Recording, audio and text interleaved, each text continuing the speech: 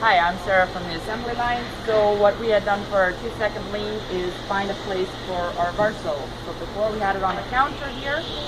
So now I built this cabinet with the drawer. Now we can put it here. And it won't move around. So now it will stay in place. And we also added a box back here for the rags, so I don't have to walk over there. So we did save some time for me getting the rags from over there. And we will time it now to see how much time we've saved. Okay, so before, if I needed a rag, I would go walk over here and start timing.